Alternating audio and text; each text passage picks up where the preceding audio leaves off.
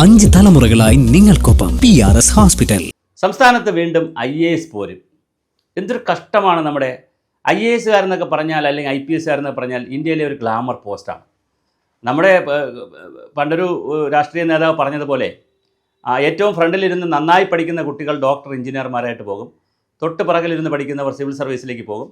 അങ്ങനെ ഒട്ടും പഠിക്കാതെ ഏറ്റവും ബേക്കിലിരിക്കുന്ന, ബെഞ്ചിലിരിക്കുന്ന ആൾ കൂകി വിളിച്ചൊക്കെ നടക്കുന്ന ആൾ രാഷ്ട്രീയക്കാരനാവും.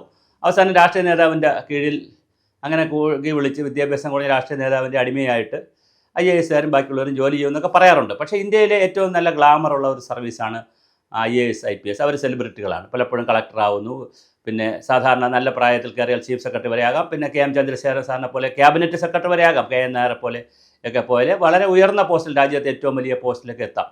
സാധാരണ വക്കീലായി കയറിയാൽ ചീഫ് ജസ്റ്റിസ് വരെ ആകാമെന്ന് പറയുന്ന പോലെ വളരെ വലിയ ക്യാബിനറ്റ് സെക്രട്ടറി വരെയുള്ള വളരെ വലിയ അധികാര സ്ഥാനത്തെത്താൻ കഴിയുന്ന വളരെ ഗ്ലാമർ പോസ്റ്റാണ്. സാധാരണ നിലയിൽ ചീഫ് സെക്രട്ടറി വരെയൊക്കെ ആകാൻ കഴിയും. Additional chief secretary, principal secretary, അങ്ങനെ പല രൂപത്തിലുള്ള വലിയ വലിയ പോസ്റ്റുകളിലെത്തിയാണ് IAS കാർ പോകുന്നത്. ഇപ്പോഴിതാ ഡോക്ടർ B അശോക്, അദ്ദേഹം IAS അസോസിയേഷൻ്റെ പ്രസിഡന്റ് ആണ്. അദ്ദേഹവും വലിയ പോരിലേക്ക് ചെന്നുപെട്ടു. ശാരദാ മുരളീധരനുമായിട്ട് പ്രശ്നമായി. Chief secretary Sharada Muraleedharan chief സെക്രട്ടറിയുമായുള്ള പ്രശ്നങ്ങളായി. അത് അദ്ദേഹത്തെ തദ്ദേശഭരണ വകുപ്പിൻ്റെ കമ്മീഷണറായിട്ട് പ്രത്യേക ഒരു കമ്മീഷനെ കൊണ്ടായി കമ്മീഷണറാക്കി മാറ്റി, കമ്മീഷനോ ചെയർമാനുമായിട്ട് മാറ്റി. ഉടൻ തന്നെ അദ്ദേഹം കൊണ്ട് അഡ്മിനിസ്ട്രേറ്റീവ് ട്രിബ്യൂണലിൽ കേസ് കൊടുത്തു, KIT കേസ് കൊടുത്തു. അവിടെ നിന്ന് വിധി വന്നു. അദ്ദേഹത്തെ വീണ്ടും തിരിച്ചും കാർഷിക സർവകലാശാല VC ആയും കാർഷിക സെക്രട്ടറിയായി, കൃഷി വകുപ്പ് സെക്രട്ടറിയുമായി മാറ്റണം.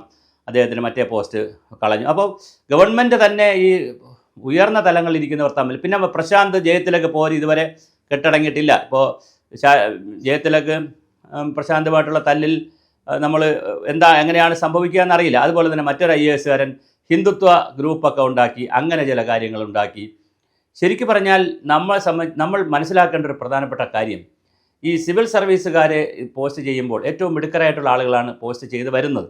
അപ്പോൾ കളക്ടറായി കഴിഞ്ഞാൽ ജില്ലയിലെ ജുഡീഷ്യൽ മജിസ്ട്രേറ്റിൻ്റെ അധികാരമുള്ള ആളാണ്, ഒരുപാട് കാര്യങ്ങളുടെ കമ്മിറ്റിയുടെ ചെയർമാനാണ്, അല്ലെങ്കിൽ കൺവീനറാണ്, പ്രസിഡൻ്റാണ്, എല്ലാ കേന്ദ്ര പദ്ധതികളുടെയും നടത്തിപ്പുകാരനിൽ ഏറ്റവും പ്രധാനപ്പെട്ട ആളാണ്, ഡിസാസ്റ്റർ മാനേജ്മെൻറ്റ് അതോറിറ്റിയുടെ ചെയർമാനാണ്.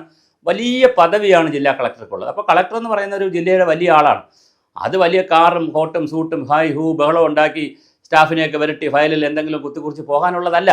വളരെ മനോഹരമായ രീതിയിൽ ഒരുപാട് IAS കാർ ഇവിടെ ഭരിച്ചു പോയിട്ടുണ്ട്. അൽഫോൺസ് കണ്ണന്താനം ഇരുന്ന സ്ഥലങ്ങളിലെല്ലാം അദ്ദേഹം വ്യത്യസ്തമായ കാര്യങ്ങൾ ചെയ്തിരുന്നു. CV ആനന്ദബോസ് ഫയലിൽ നിന്ന് വയലിലേക്ക് എന്നുള്ള പരിപാടി ചെയ്തു. അതുപോലെ തന്നെ നമ്മുടെ നിർമ്മിതി കേന്ദ്രം തുടങ്ങുന്നതിൽ അദ്ദേഹം മുൻകൈയെടുത്തു. അങ്ങനെ ഓരോ IAS കാരും, പിന്നെ TK ജോസ് ആണെങ്കിൽ കുടുംബശ്രീ തുടങ്ങുന്നതിൽ വലിയ മുൻകൈയെടുത്തു. ബിജു പ്രഭാകരനാണെങ്കിൽ കളക്ടറായിരിക്കുമ്പോഴാണ് തിരുവനന്തപുരത്ത് ഓപ്പറേഷൻ ആനന്ദ നടത്തി അദ്ദേഹം പേരെടുത്തു. അദ്ദേഹം ഒരുപാട് കാര്യങ്ങൾ ചെയ്തു. അത് കഴിഞ്ഞ് ട്രാൻസ്പോർട്ടിൽ വന്നിട്ട് തന്നെ സ്മാർട്ട് സിറ്റിയുടെ ഭാഗമായി ധാരാളം ബസ് സർവീസും പരിഷ്കാരങ്ങൾ നടപ്പിലാക്കി, ഒരുപാട് കാര്യങ്ങൾ ചെയ്തു. ഇലക്ട്രിസിറ്റി ബോർഡിൽ ചെന്നിരുന്നപ്പോൾ അദ്ദേഹം കാര്യങ്ങൾ ചെയ്തു. അങ്ങനെ ഓരോ IAS എടുത്തു കഴിഞ്ഞാൽ കുടുംബശ്രീയുടെ സംവിധാനങ്ങളുണ്ട്. പിന്നെ SM വിജയാനന്ദനെ എടുത്തു കഴിഞ്ഞാൽ അദ്ദേഹം തദ്ദേശഭരണ വകുപ്പിലിരുന്നു കൊണ്ട് ജനകീയാസൂത്രണവും തദ്ദേശഭരണ കാര്യങ്ങളും ഒരുപാട് കാര്യങ്ങൾ ചെയ്തു. കേന്ദ്ര ക്യാബിനറ്റ് ഗ്രാമവികസന സെക്രട്ടറി ആയിട്ടൊക്കെ പോയിരുന്ന് ഒരുപാട് കാര്യങ്ങൾ ചെയ്തിട്ടുള്ള IAS കാരാണ് അൽഫോൺസ് കാണാൻ. അതുപോലെ K ജയകുമാർ, അദ്ദേഹം പിന്നെ മലയാള സർവകലാശാലയുടെ VC ആയി പോയി, IMG ഡയറക്ടർ ജനറലാണ്. ഒത്തിരി കാര്യങ്ങൾ ചെയ്തിട്ടുള്ള ആളുകളാണ്. അപ്പോൾ DP സംസ്ഥാനം നടപ്പിലാക്കുന്നതിൽ K ജയകുമാർ IAS ഒരു പങ്കുണ്ട്. അപ്പോൾ ഓരോരുത്തരും കാലാകാലങ്ങളിൽ, ഇപ്പം TN ശേഷൻ, ഇന്ത്യ കണ്ടിട്ടുള്ള ഏറ്റവും വലിയ IAS കാരിൽ ഒരാളാണ് TN ശേഷൻ. അങ്ങനെ കാലാകാലങ്ങളിൽ ഓരോ IAS കാരും വരുമ്പോൾ അവർ നല്ല മനോഹരമായ ഒരുപാട് കാര്യങ്ങൾ ചെയ്യുന്നുണ്ട്. പക്ഷേ ഇപ്പോഴത്തെ IAS കാരും ദിവ്യ അയ്യരെ പോലെയുള്ള ആളുകളാണെങ്കിൽ റീലിടാനും, ആവശ്യമില്ലാത്ത കാര്യങ്ങൾ പറയാനും, ഗവൺമെൻറ്റിന് വേണ്ടി പാട്ട് പാടാനും ഡാൻസ് കളിക്കാനും, അങ്ങനെ ആവശ്യമില്ലാത്ത കാര്യങ്ങൾക്ക് പോകും. വേറെ കുറച്ച് IAS കാരങ്ങൾ പോരിനിറങ്ങും, സർക്കാരുമായി തർക്കത്തിലാണ്. അപ്പോൾ ഇതൊന്നും പരിഹരിച്ച് പോകുന്നില്ല. IPS കാരുടെ കഥ പറയാതിരിക്കുകയാണെന്നല്ല, ഞാൻ വേറെ വീഡിയോ ചെയ്തതാണ്.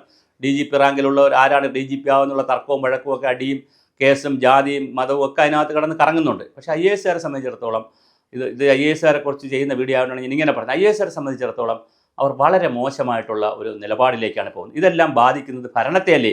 നമ്മുടെ രാജ്യത്ത് ഏറ്റവും നല്ല ശമ്പളം കൊടുക്കുക, അതുപോലെ കാറ് കൊടുക്കും. ചെറിയ പ്രായത്തിൽ ജോലി IAS കിട്ടിയാൽ അവർക്ക് കാറ് കൊടുക്കും. AC കാറാണ്, AC ക്യാബിനുണ്ട്, പിന്നെ അവർക്ക് ഓഫീസ് സംവിധാനമുണ്ട്, പിന്നെ സമൂഹത്തിൽ എവിടെ ചെന്നാലും അവർ സെലിബ്രിറ്റികളാണ്. അങ്ങനെ നല്ല ശമ്പളം അവർക്ക് കിട്ടുന്നവരാണ്. ഇവിടെ DAയും മറ്റ് സർക്കാർ ഉദ്യോഗസ്ഥരെ സംബന്ധിച്ചിടത്തോളം, സംസ്ഥാന സർക്കാരിൻ്റെ ഉദ്യോഗസ്ഥരെ സംബന്ധിച്ചിടത്തോളം അവർക്ക് DA കിട്ടിയിട്ട് എത്രയോ മാസങ്ങളായി, വർഷങ്ങളായി അവർക്ക് ശമ്പള പരിഷ്കരണമില്ല. എന്തെല്ലാം തടസ്സങ്ങളാണ്. പക്ഷേ അതെല്ലാം ഉള്ളപ്പോഴും യാതൊരു തടസ്സവുമില്ലാതെ കൃത്യമായി 1-ാം തീയതി ശമ്പളം കിട്ടുന്ന സമൂഹത്തിൽ വളരെ സെലിബ്രിറ്റികളായി കഴിയാൻ കഴിയുന്നവരാണ് IAS-കാർ. അവർ ഏത് ഫയൽ അയച്ചാലും അവരാണ് ഈ ഫയലിൽ വെട്ടും കുത്തും തിരുത്തുമൊക്കെ ചെയ്യുന്നത്. പക്ഷേ മനോഹരമായി അവർക്ക് ഒരുപാട് കാര്യം ചെയ്യാൻ പറ്റും. പക്ഷേ അവർ ഇപ്പോൾ തൊഴുത്തിൽ കുത്തും, തമ്മിൽ പോരും, പാരയടിയും ഉണ്ട്. നമ്മൾ പറഞ്ഞു വരുമ്പോൾ ഒരു കമ്പ്യൂട്ടർ കിട്ടിയാൽ, ലാപ്ടോപ്പ് കിട്ടിയാൽ, പുതിയൊരു മൊബൈൽ ഫോൺ കിട്ടുമെങ്കിൽ, അല്ലെങ്കിൽ അതിന് പോലും തർക്കമുള്ളവരുണ്ട്. CA-മാരാര് വേണം, സെക്രട്ടേറിയറ്റിലെ ചില കേസുകൾ ഞാൻ പറയാതെ പറയേണ്ടി വരുന്നു. CA-മാരാര് വേണം എന്നുള്ളതിനെ സംബന്ധിച്ച് പോലും IAS-കാർ തമ്മിൽ തർക്കിക്കാറുണ്ട്. തൻ്റെ കൂടുതൽ സ്റ്റാഫ് ആരൊക്കെ വേണമെന്നുള്ളതിനെ സംബന്ധിച്ച് അണ്ടർ സെക്രട്ടറി മുതൽ മുകളിലോട്ട് ആരൊക്കെ വേണം എന്നതിനെ സംബന്ധിച്ച് തർക്കിക്കാറുണ്ട്. ഏത് വകുപ്പ് വേണമെന്നുള്ളതിനെ സംബന്ധിച്ച് തർക്കിക്കാറുണ്ട്. പ്രോജക്റ്റുകൾ വേണമെന്ന് പറഞ്ഞുകൊണ്ട്, കാര്യം വിദേശത്തും പലയിടത്ത് പോകാൻ വേണ്ടി പ്രോജക്റ്റുകൾക്ക് വേണ്ടിയിട്ടുള്ള വിടുപണി ചെയ്യുന്നവരുണ്ട്. അങ്ങനെ വളരെ മോശമായ രീതിയിലേക്കുള്ള ഒരു കൾച്ചർ, നമ്മൾ IAS കൾച്ചർ വന്നിട്ടുണ്ട്, ഇന്ത്യൻ അഡ്മിനിസ്ട്രേറ്റീവിൽ വന്നിട്ടുണ്ട്. അതൊരു അരഗൻ സർവീസായി മാറുന്നോ എന്ന് പോലും നമുക്ക് ചോദിക്കേണ്ടി വരും. വളരെ മോശമായ വരുന്നു. ഇതാരെയും കുറ്റപ്പെടുത്താനോ കുറച്ച് കാണാനോ ഏതെങ്കിലും വ്യക്തിയെ ഉയർത്തി കാണിക്കാനോ മോശം കാണിക്കാനോ ഒന്നുമല്ല. പക്ഷേ വല്ലാത്ത പ്രവണതകൾ ഈ രംഗത്ത് കാണുന്നു എന്ന് മനസ്സിലാക്കിയിട്ടാണ് ഞാൻ സൂചിപ്പിക്കുന്നത്. ഞാൻ പറഞ്ഞല്ലോ, ഹിന്ദുത്വ ഗ്രൂപ്പ് ഉണ്ടാക്കിയ IAS-കാരനുണ്ട്. അതുപോലെ ഇത്തരത്തിൽ വാട്സപ്പ് ഗ്രൂപ്പിലും ഫേസ്ബുക്കിലും ഇൻസ്റ്റാഗ്രാമിലും ഒക്കെ വന്ന് പരസ്പരം ചെളിവാരി എറിയുന്ന IAS-കാരുണ്ട്. അങ്ങനെ IAS എന്ന് പറയുന്ന ആ പവിത്രമായ, അല്ലെങ്കിൽ ഏറ്റവും മനോഹരമായ, ഇവർക്ക് ഡെറാഡൂണിൽ നിന്ന് എന്ത് ട്രെയിനിങ്ങാണ് കൊടുക്കുന്നത് നമുക്കറിയില്ല. പക്ഷേ വളരെ മനോഹരമായി പ്രവർത്തിക്കേണ്ട ഒരു സിവിൽ സർവീസ് രംഗത്തെ വളരെ മോശമായി പ്രവർത്തിച്ച് കാണിക്കുന്ന രീതിയിലേക്ക് മാറുന്നു എന്നുള്ളതാണ് ഇന്നത്തെ ഒരു വിഷയം. ഡോക്ടർ ബി അശോകിൻ്റെ ഒരു തീരുമാനം കൂടെ വരുമ്പോൾ വീണ്ടും ഗവൺമെൻറ്റും അശോക് പോരിനിറങ്ങി, ഗവൺമെൻറ്റും പോരിനിറങ്ങി, രണ്ടു കൂട്ടരും പോരിനിറങ്ങി പരസ്പരം തോൽപ്പിക്കുന്ന, കുറച്ചു കാലം ഗവൺമെൻറ് ജയിച്ചു, ഇപ്പോൾ അശോക് ജയിച്ചിരിക്കുന്നു. അങ്ങനെ വീണ്ടും ഇനിയിപ്പോൾ ഗവൺമെൻറ് അപ്പീൽ പോകുമോ, മറ്റ് കാര്യങ്ങൾ അറിയില്ല. എന്തായാലും വളരെ മോശമായ ഒരു സാമൂഹ്യ ഭരണപരമായ സാഹചര്യമാണ് സംസ്ഥാനത്ത് നിലനിൽക്കുന്നത്.